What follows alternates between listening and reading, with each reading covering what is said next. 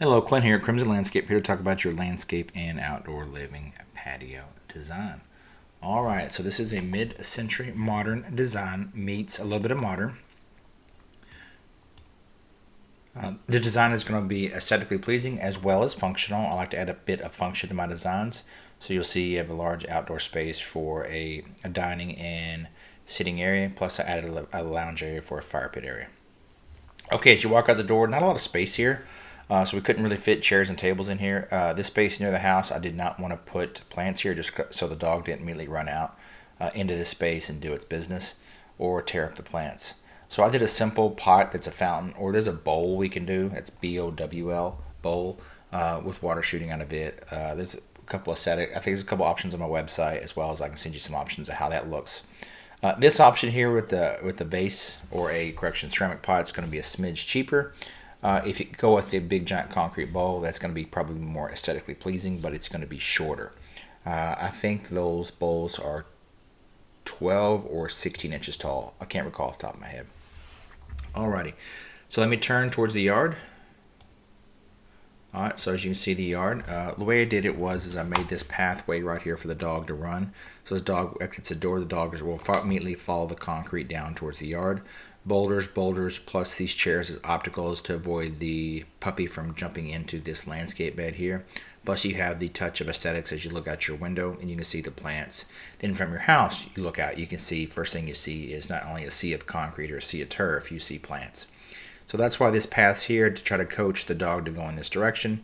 Then over here is going to be your main living space. Can fit however you want to fit it. Of course, chairs, sofas, tables, grills, whatever you want. If you ever want to put a structure over this, you have that option. But it's a little bit larger than typical patio, so you can do stuff with. I always tell our clients is changing your outdoor space will change the way you live. So think about if we do something like this and you invest in it, how much more time you think you'd spend outside eating, just lounging, sipping coffee, etc. I know in spring and fall, my wife and I have coffee every morning on the back patio around 6 a.m. together. So let me go to the yard, walk down this path, a little small landscape bed right here. I did not put any plants in it because I wasn't sure how the dog would react having plants out here. So right now it's just mulch. Certainly can add plants in it if you think it's a good fit. If you don't want turf, you want to save a little bit of money, turf is going to be probably 60% more than grass. Our high-end zoysia grass. The option you have is you would have to take out this tree. This tree is the one that blocks the most sun, so this is a tree that would have to come out to bring in more sun. We might be able to trim it up enough and might be able to if we took this one out, maybe able to get more sun in, or we could shrink the bed and have more grass back here. So that's a plausible option if you don't want to go with the turf. All right, let me go down the side of the yard here. Over here is going to be your fire pit area, kind of a universal space. We'll just add a gravel. If you ever want to add your gate like we talked about, you have the space over here and easy to add that. Let me go back this way to the back corner.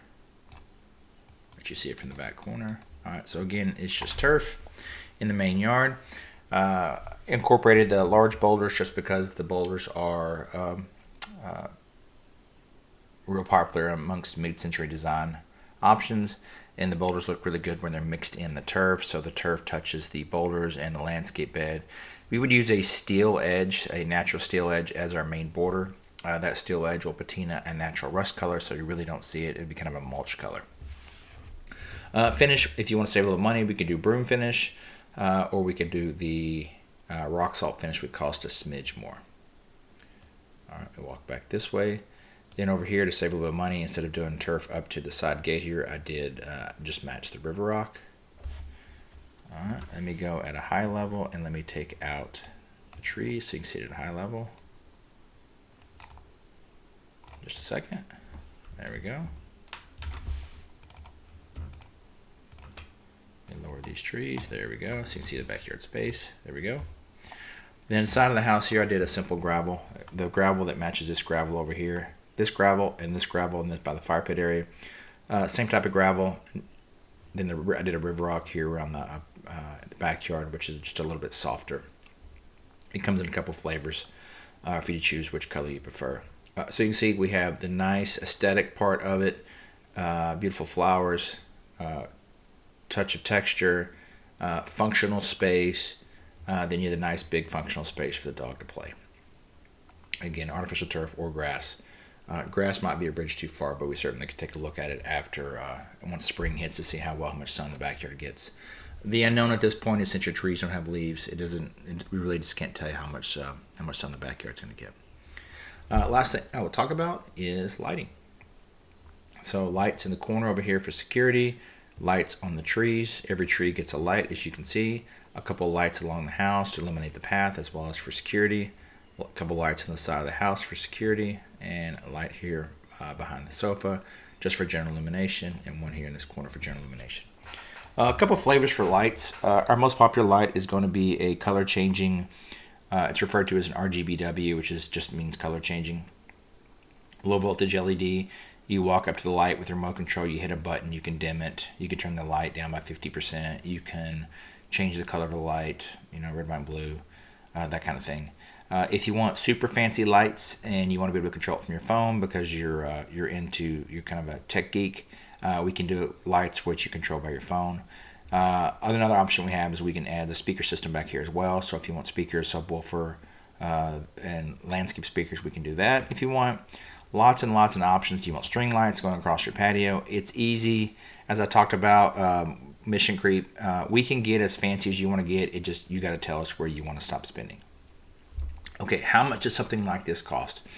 So the demo is going to be the unknown factor. My guess is probably with turf, concrete, drainage, grade,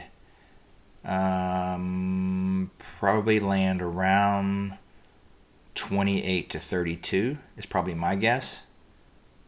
With all the gravel and everything, it just depends on the finishes. Like how fancy a river rock you go, how fancy a concrete pattern you go, how fancy of lights you go.